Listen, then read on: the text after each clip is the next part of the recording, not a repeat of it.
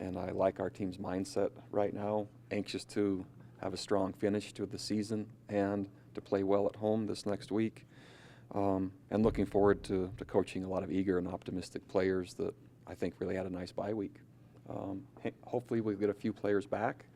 And I won't be able to tell you specifically as you ask me, but that's what our hope is, and looking forward to playing again. So what questions? What did you gauge from the bye week as far as progression for this team? Oh, quite a bit.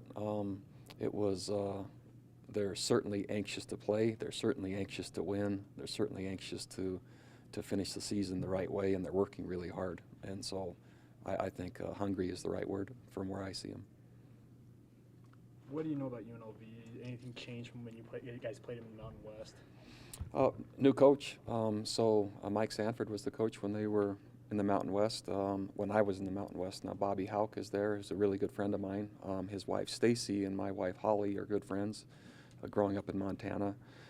So we've been friends. Bobby and I worked on the same staff at Northern Arizona together, and so different styles of offense and defense what we played, but there's still some explosive athletes, and they've always had that. As you look at this final month, with where this team's at, how do you gauge success? How do you determine what will be success as you kind of wrap up this season? To me, it's each game, are we improving? Are we getting better? And I think I have a great gauge of that. And really an interesting dynamic. Most teams have our next two games at the beginning of the season. As an independent, we're basically the opposite. And where we're playing, rather than Oregon coming in, then we're at Texas early. And so we're switching, basically our opponents that traditionally most people have at the beginning, and as an independent we have them at the end. And so I'm anxious to play well, and we're certainly anxious to play postseason, and we're anxious to win as many games as possible. Considering caliber of competition, won't Cal though be the best way to judge what you are at the end of the year? I think it will be. I think that's maybe from the outside world's perspective, but when I watch us play, I have a great idea if we're improving or not, regardless of opponent.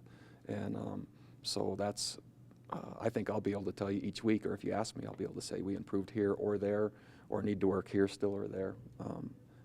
But I sense a hungry group. Did you catch any football over the weekend with all the big games? Very little.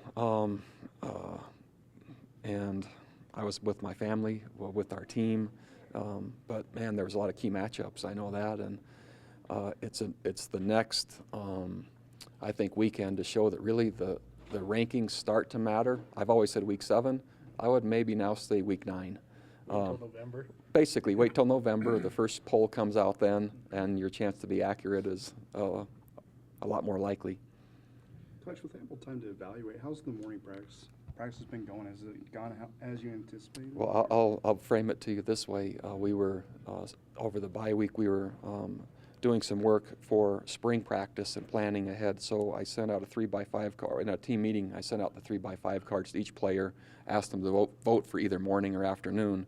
And the stacks came back in about 90% to less than 10 for the morning. And so even though the players are up early, the coaches and players like it a lot, which surprised me. After all these kids have been through, they get bowl eligible on Saturday. That's an achievement. And how good should they It'll feel? be the 10th straight year. So I don't know how many teams do that. But if they do that, and when that's accomplished, I'm certainly not going to apologize for it. And then we'll get ready to play whoever it is after that, and we'll be ready to play whoever it is after that. But I like playing postseason, and it's not easy. And it's certainly not easy 10 times. You were surprised on the morning feedback. Is that because you got the sense throughout the year that they were dragging a bit, or did you? No, it's just when team meetings start at 6:30 and training rooms open at 5, that's an early get up for college kids, who college kids normally like to stay out later than us grown-ups, and usually like to go to sleep later. And man, when you're waking up that early, that consistently, that surprised me. Might this be the way you go future moving forward, keeping in the Could mornings? be, could be.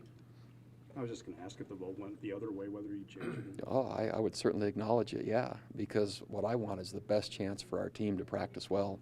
The reason we shifted is the number of majors that were becoming inaccessible in the afternoon, the number of class conflicts and projects and all these different things. That was the main motive, was academics. And so I'm hopeful to see that in our grades, but it certainly has shown up in maybe the fewest players I've ever seen not attend a class. They're all going, and so that's great.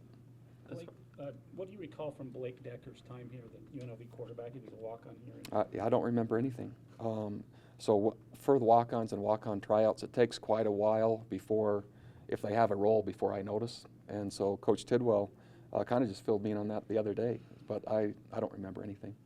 As far as the depth chart, you used the bye week to evaluate. Did you make any changes there?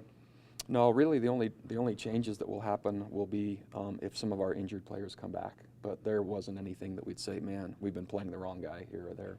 But Harvey Jackson is listed as a corner now, is that? No, that should be still as the nickel or a safety. Oh, Is Craig going to be back with you this week? Hopefully, Bills?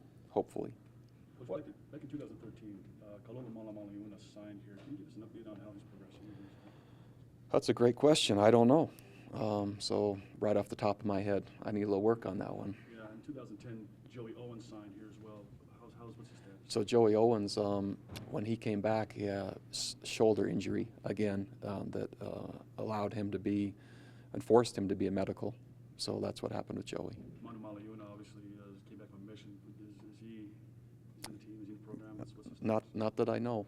So something's happened along the way, and I'm not sure. Sam Lee, Sam Lee's still with us practicing right now. Trent Trammell. Still with us practicing.